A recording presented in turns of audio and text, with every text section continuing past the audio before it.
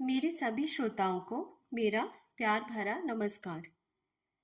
आज मैं आपके लिए लाई हूँ हिंदी के महान साहित्यकार प्रेमचंद जी की लिखी हुई एक कहानी जिसका शीर्षक है गृह नीति। प्रेमचंद जी की रचनाओं का काल है 1906 से 1936 तक का। तो प्रस्तुत है एक कहानी गृह नीति।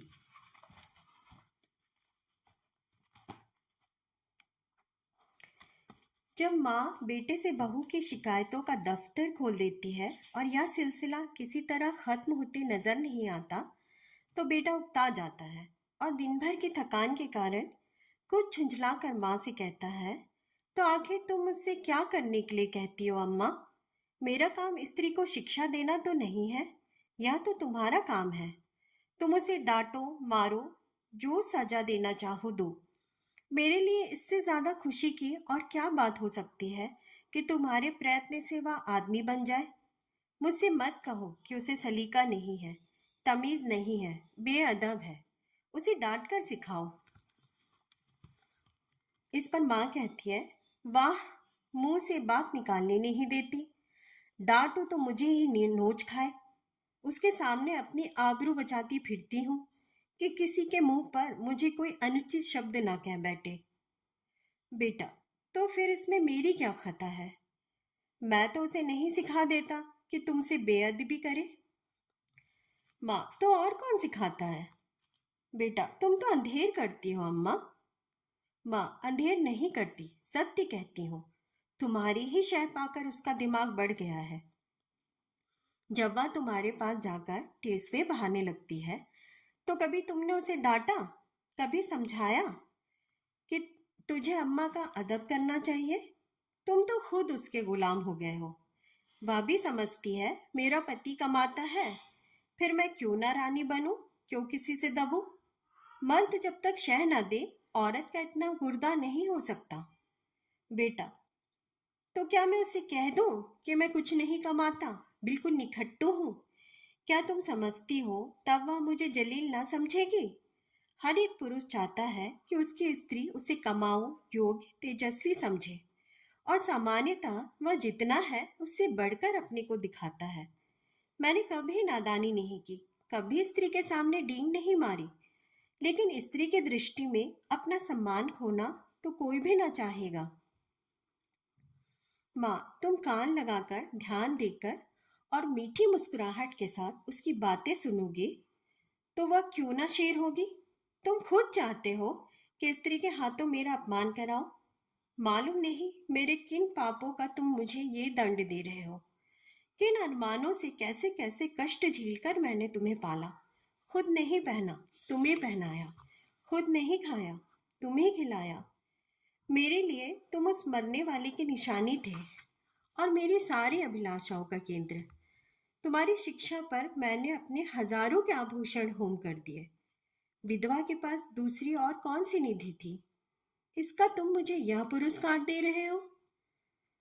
बेटा, मेरी समझ में नहीं आता कि आप मुझसे क्या चाहती हैं। आपके उपकारों को मैं कब मेट सकता हूँ? आपने मुझे केवल शिक्षा ही नहीं दिलाई, मुझे जीवन दान दिया, मेरी सृष्टि की।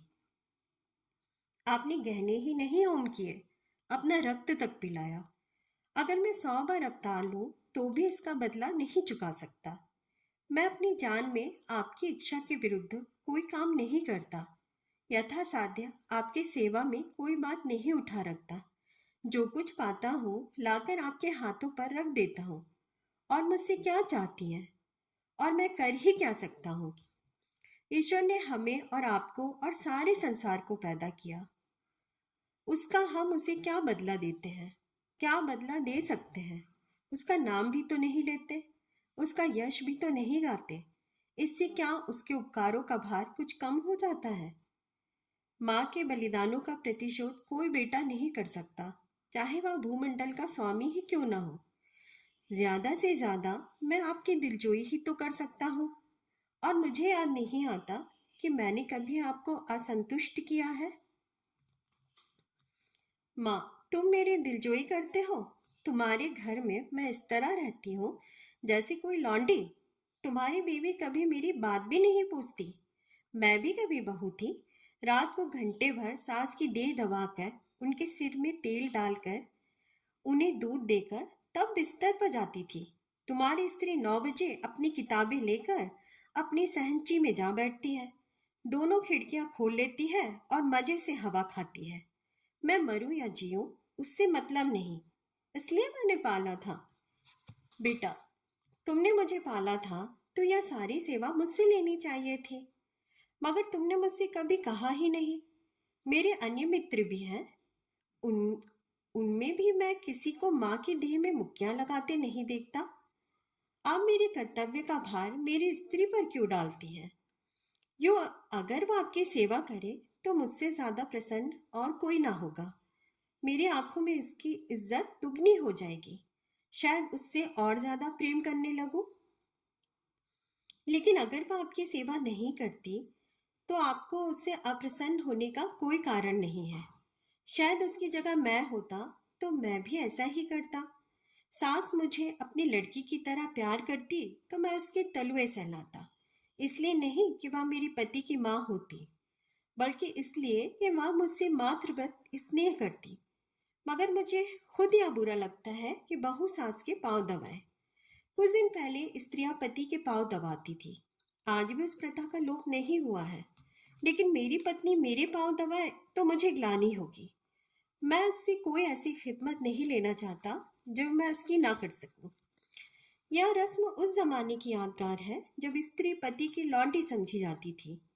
अब पत्नी और पति दोनों बराबर है, कम से कम मैं ऐसा समझता हूँ। माँ, तो मैं कहती हूँ कि तुम्ही ने उसे ऐसी ऐसी बातें पढ़ाकर शेर कर दिया है।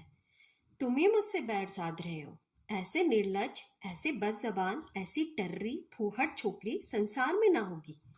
घर में अक्सर मोहल्ले की बहनें मिलने आती रहती हैं। यह राजा की बेटी ना जाने किन गवारों में पली है कि किसी का भी आदर सत्कार नहीं करती, कमरे से निकलती तक नहीं। कभी कभी जब वे खुद इसके कमरे में चली जाती हैं तो भी अगदी चारपाई से नहीं उठती, प्रणाम तक नहीं करती। चरण छूना तो दूर की बात है। बेटा, वह देवियां तुमसे मिलने आती होंगी, तुम्हारे और उनके बीच में ना जाने क्या क्या बातें होती हों। अगर तुम्हारी बहू बीच में आ कूदे तो मैं उसे बदतमीज कहूंगा। कम से कम मैं तो कभी पसंद ना करूंगा कि जब मैं अपने मित्रों से बातें कर रहा हूं तो तुम या तुम्हारी बहू वहां जाकर खड़ी हो जाए। स्त्री भी अपनी सहेलियों के साथ बैठी हो तो मैं वहां बिना बुलाए ना जाऊंगा। यह तो आजकल का शिष्टाचार है। माँ, तुम तो हर बात में उसी का पक्ष करते हो बेटा। ना जाने उसने कौन सी जड़ी सुंघा दी है तुम्हें। या कौन कहता है कि वह हम लोगों के बीच में आ कूदे, लेकिन बड़ों का उसे कुछ तो आदर सत्कार करना चाहिए। बेटा, किस तरह? माँ, जाकर आंचल से उनके चरण छुए, प्रणाम करे, पान खिलाए, पंखा जले। इन्हीं बातों से बहू का आदर होता है, लोग उसकी प्रशंसा करते हैं। नहीं तो सबके सब यही कहती होंगी कि बहू को घमंड हो गया है, किसी से सीधे मुंह बात नहीं करती। बेटा, हाँ, यह अवश्य उसका दोष है, मैं उसे समझा दूंगा।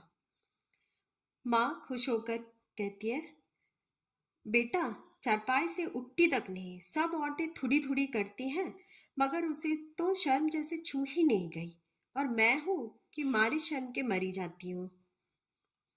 बेटा, यही मेरी समझ में नहीं आता कि तुम हर बात में अपने को उसके कामों की जिम्मेदार क्यों समझ लेती हो। मुझ पर दफ्तर में न जाने कितनी घुड़कियां पड़ती हैं, रोज ही तो जवाब तलब होता है, लेकिन तुम्हें उल्टे मेरे साथ सहानुभूति होती है। क्या तुम समझती हो अफसरों को मुझसे कोई बैर है, जो अनायास ही मेरे पीछे पड़े रहते हैं? या मुझे उन्माद हो गया है, जो अकारण ही मुझे काटने दौड़ते हैं?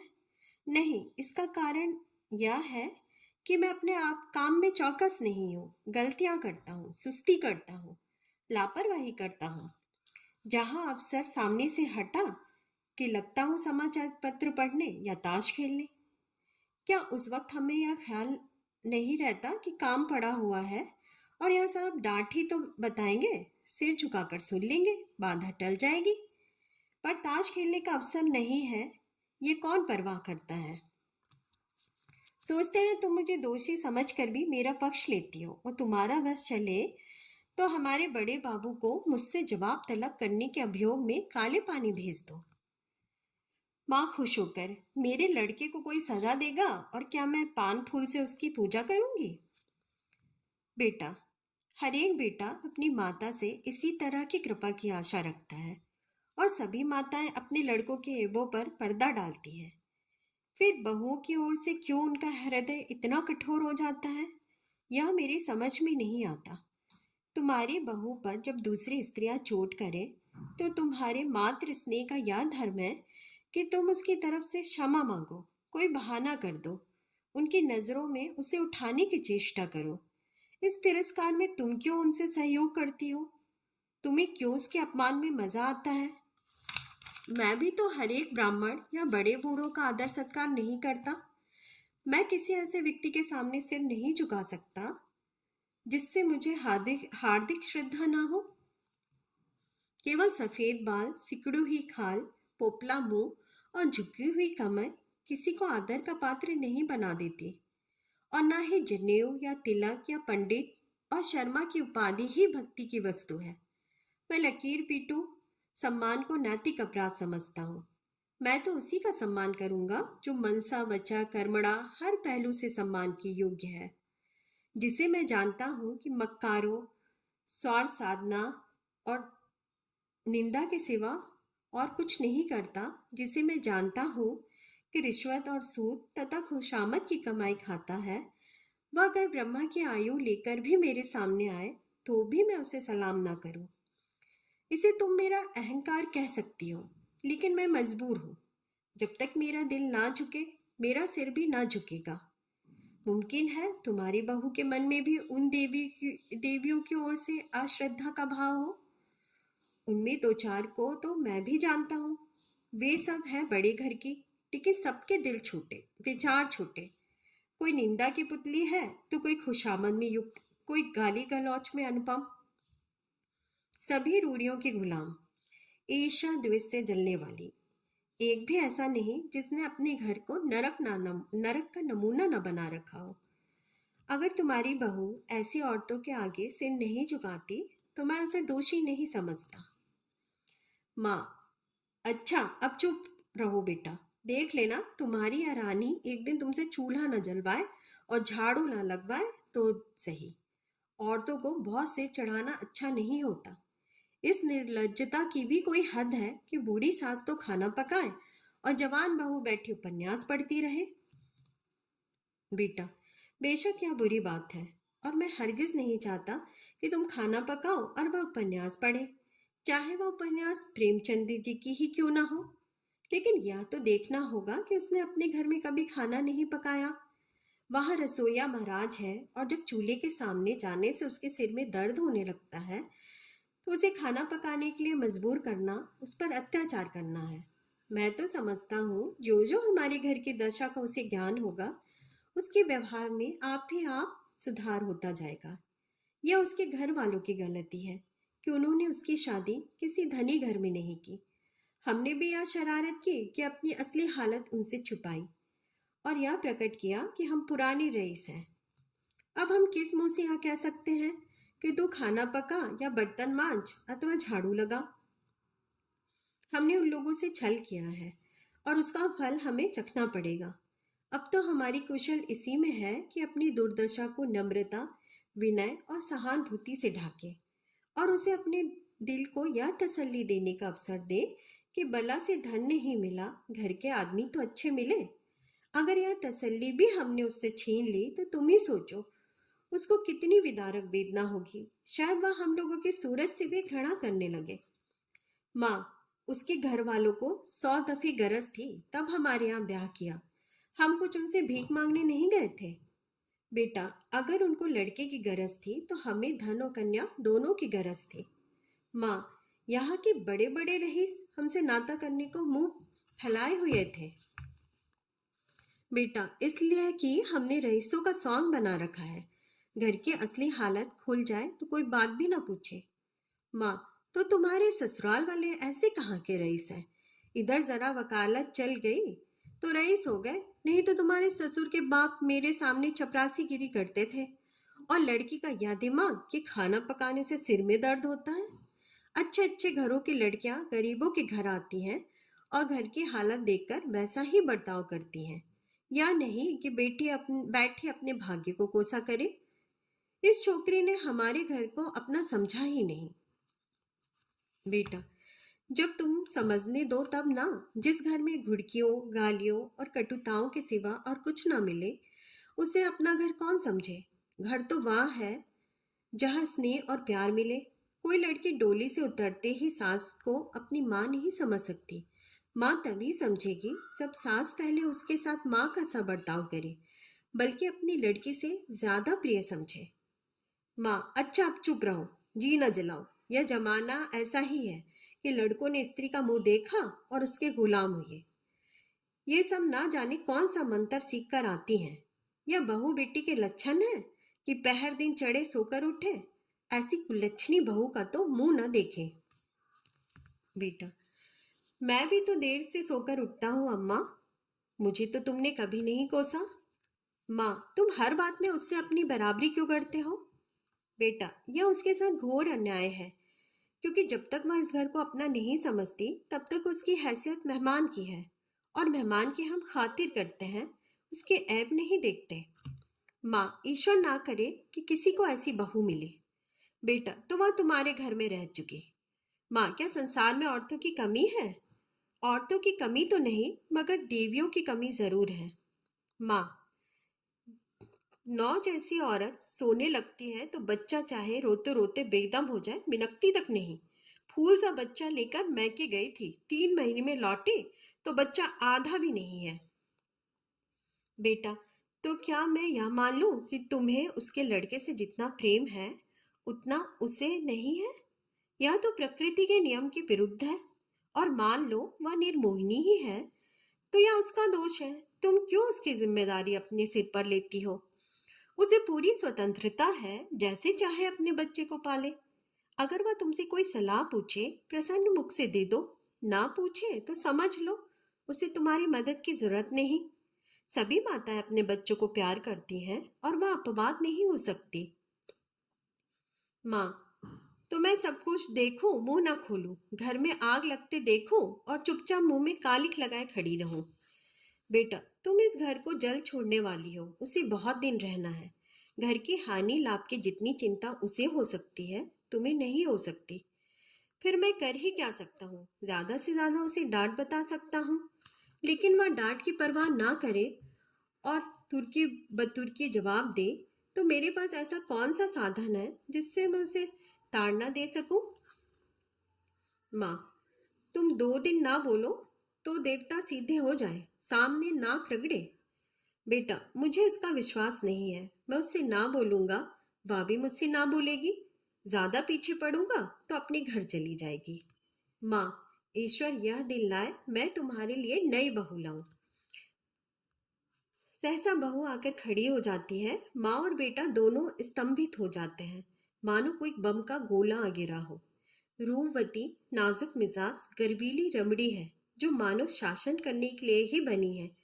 कपूल तमतमाए हुए हैं, पर अधरों पर विष भरी मुस्कान है और आंखों में व्यंग मिला हुआ परिहास। माँ अपनी जेब मिटाकर कहती है, तुम्हें कौन बुलाने गया था। बहू, क्यों, यहाँ जो तमाशा हो रहा है उसका आनंद मैं ना उठाऊं। बेटा, माँ बेटे के बीच में तुम्हें दखल देने का कोई हक नहीं। बहू की मुद्रा सहसा कठोर हो जाती है।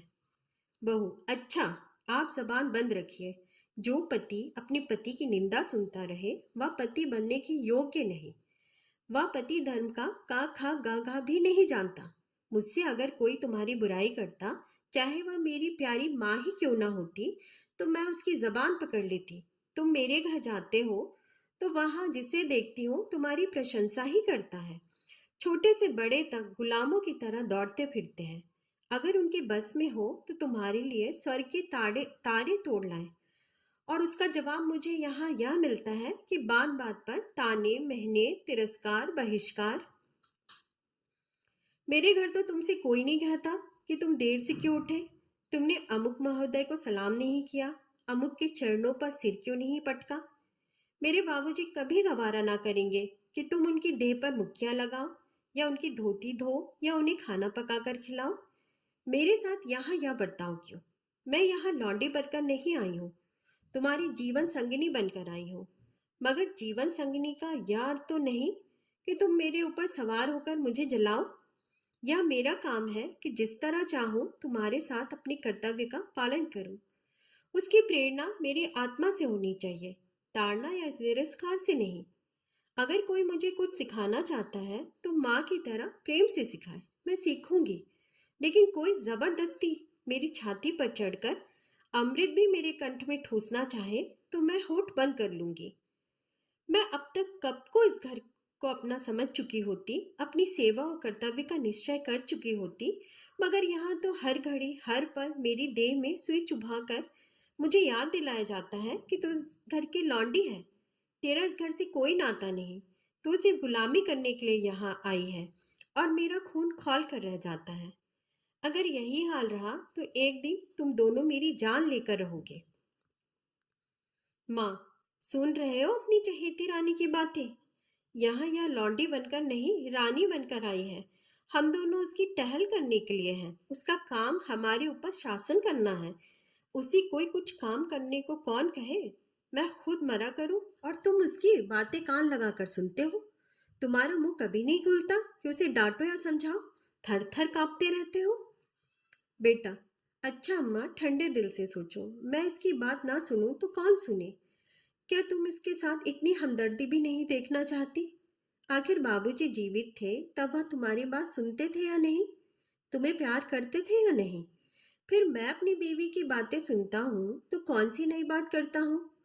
और इसमें तुम्हारी बुरा मानने की कौन सी बात है?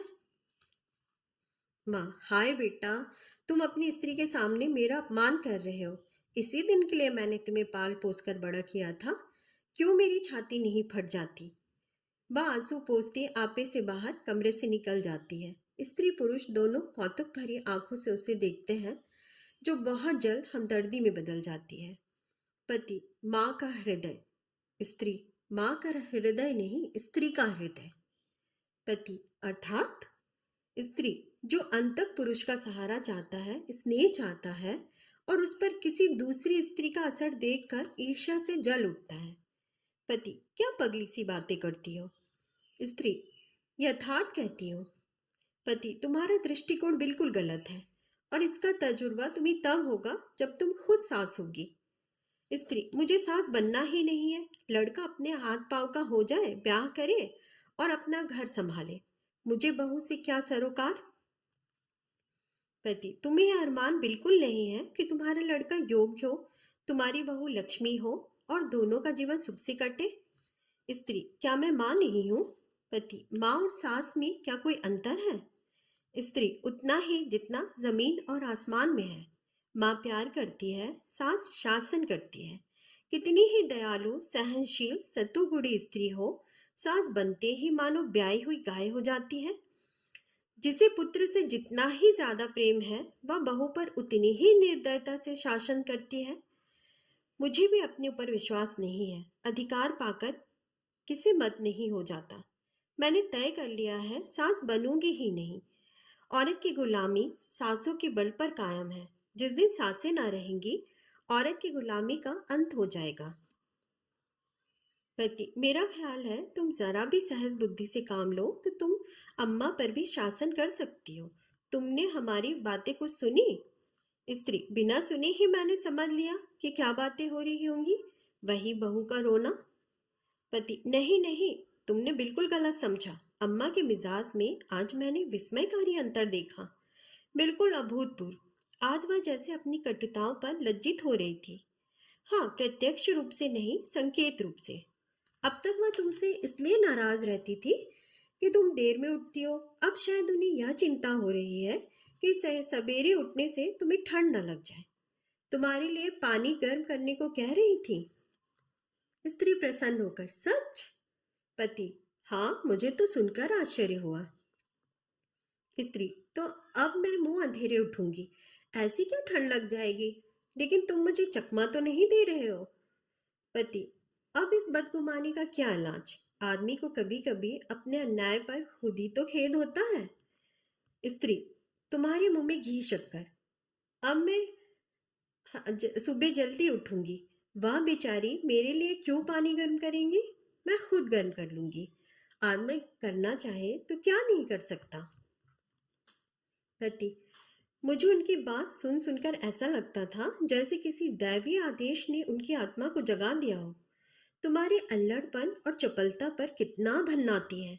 चाहती थी कि घर में कोई बड़ी बूढ़ी आ जाए तो तुम उसके चरण छुओ, लेकिन शायद अब उन्हें मालूम होने लगा है कि इस उम्र में सभी थोड़े बहुत अल्लड़ होते हैं। शायद उन्हें अपनी जवानी याद आ रही है। कहती थी यही तो शौक सिंगार, पहनने ओढ़ने, खेलने खाने के दिन है। बूढ़ियों का तो दिन भर तांता लगा रहता है। कोई कहाँ तक उनके चरण छुए और क्यों छुए? ऐसी कहाँ की बड़ी देवियां हैं। स्त्री, मुझे तो हर्षोन्माद हुआ जाता है। पति, मुझे तो विश्वास ही नहीं आता था। स्वप्न देखने का संदेह हो रहा था। स्त्री, पर अब आई है राह पर। पति, कोई दैवी प्रेरणा समझो। स्त्री, मैं कल से ठेठ बहू बन जाऊंगी। किसी को खबर भी ना होगी कि कब अपना मेकअप करती हूँ। सिनेमा के लिए भी सप्ताह में एक दिन काफी है। बुढ़ियों के पांव छू लेने में क्या हरज है? वे देवियां ना सही, चुड़ैल ही सही, मुझे आशीर्वाद तो देंगी, मेरा गुड़ तो गावेंगी। पति, सिनेमा का तो उन्होंने नाम भी नहीं लिया। स्त्री, तुमको जो इसका शौक है, अब तुम्हें भी ना जाने दूंगी। पति, लेकिन सोचो तुमने कितनी ऊंची शिक्षा पाई है। जिस कुल की हो, इन खूसर बुढ़ियों के पांव पर सिर रखना तुम्हें बिल्कुल शोभा ना देगा। स्त्री, तो क्या ऊंची शिक्षा के यह मायने हैं कि हम दूसरों को नीचा समझें? बुढ़े कितने ही मूर्ख हो, लेकिन दुनिया का तजुर्बा तो रखते हैं। कुल की प्रतिष्ठा भी नम्रता और सद्व्यवहार से आती है, हेकड़ी और उखाई से नहीं। पति, मुझे तो यही ताज्जुब होता है कि इतनी जल्द इनकी काया पलट कैसे हो गई। अब इन्हें बहुओं का सास के पांव दबाना या उनकी साड़ी धोना या उनकी देह में मुक्कियां लगाना बुरा लगने लगा है। कहती थी बहू कोई लौंडी थोड़ी ना है कि बैठी सास का पांव दबाए। स्त्री, मेरी कसम। पति, हाँ जी, सच कहता हूँ। और तो और, वह तुम्हें खाना भी ना पकाने देगी। कहती थी जब बहू के सिर में दर्द होता है तो क्यों उसे सताया जाए, कोई महाराज रख लो। स्त्री, फूली न समाकर, मैं तो आकाश में उड़ी जा रही हूँ। ऐसे सास के तो चरण धो धो कर पिए, मगर तुमने पूछा नहीं। अब तक तुम क्यों उसे मार मार कर हकीम बनाने पर तुली रहती थी? पति, पूछा क्यों नहीं? भला मैं छोड़ने वाला था? बोली मैं अच्छी हो गई थी, मैंने हमेशा खाना पकाया है। फिर वह क्यों ना पकाए? लेकिन अब उनकी समझ में आया है कि वह निर्धन बाग की बेटी थी, तुम संपन्न कुल की कन्या हो। स्त्री, अम्मा जी दिल की साफ है, इन्हें मैं क्षमा के योग्य समझती हूँ। जिस जलवायु में हम पलते हैं उसे एक बार की नहीं बदल सकते। जिन रूढ़ियों और परंपराओं में उनका जीवन बीता है उन्हें तुरंत त्याग देना उनके लिए कठिन है। वह क्यों, कोई भी नहीं छोड़ सकता। वह तो फिर भी बहुत उदार है। तुम अभी महाराज मत रखो। ख्वाह मख्वाह जेरबार क्यों होगे? जब तरक्की हो जाए तो महाराज रख लेना। अभी मैं खुद पका लिया करूंगी। 3-4 प्राणियों का खाना ही क्या, मेरी जांच से कुछ अम्मा को आराम मिले। मैं जानती हूँ सब कुछ, लेकिन कोई रौब जमाना चाहे तो मुझसे बुरा कोई नहीं। पति, मगर या तो मुझे बुरा लगेगा कि तुम रात को अम्मा के पांव दबाने बैठो। स्त्री, बुरा लगने की क्या बात है? जब उन्हें मेरा इतना ख्याल है तो मुझे भी उनका लिहाज करना ही चाहिए। जिस दिन मैं उनके पांव दबाने बैठूंगी वह मुझ पर प्राण देने लगेंगी। आखिर बहू बेटे का कुछ सुख उन्हें भी तो हो। बड़ों की सेवा करने में हेठी नहीं होती। बुरा तब लगता है जब वह शासन करते हैं और अम्मा मुझसे पांव दबवाएगी, थोड़े ही सेठ का यश मिलेगा। पति, अब तो अम्मा को तुम्हारी फजूल खर्ची भी बुरी नहीं लगती। कहती थी रुपए पैसे बहू के हाथ में दे दिया करो। स्त्री, चिढ़कर तो नहीं कहती थी। पति, नहीं नहीं, प्रेम से कह रही थी। उन्हें अब भय हो रहा है कि उनके हाथ में पैसे रहने से तुम्हें असुविधा होती होगी। तुम बार बार उनसे मांगते लजाती भी होगी और डरती भी होगी, एवं तुम्हें अपनी जरूरतों को रोकना पड़ता होगा। स्त्री, ना भैया, मैं यह जंजाल अभी अपने सिर पर ना लूंगी। तुम्हारी थोड़ी सी ही तो आमदनी है, कहीं जल्दी से खर्च हो जाए तो महीना काटना मुश्किल हो जाए। थोड़े में निर्वाह करने की विद्या उन्हीं को आती है। मेरी ऐसी जरूरतें ही क्या है। मैं तो केवल अम्मा जी को चिढ़ाने के लिए उनसे बार बार रुपये मांगती थी। मेरे पास तो खुद 100-50 रुपये पड़े रहते हैं। बाबूजी का पत्र आता है तो उसमें 10-20 के नोट जरूर होते हैं। लेकिन अब मुझे हाथ रोकना पड़ेगा। आखिर बाबूजी कब तक देते चले जाएंगे। और यह कौन सी अच्छी बात है कि मैं हमेशा उन पर टैक्स लगाती रहूं। पति, देख लेना अम्मा अब तुमसे कितना प्यार करती है। स्त्री, तुम भी देख लेना मैं उनकी कितनी सेवा करती हूँ। पति, मगर शुरू तो उन्होंने किया। स्त्री, केवल विचार में, व्यवहार में आरंभ मेरी ही ओर से होगा। भोजन पकाने का समय आ गया है, चलती हूँ। आज कोई खास चीज तो नहीं खाओगे। पति, तुम्हारे हाथों की रूखी रोटियां भी पकवान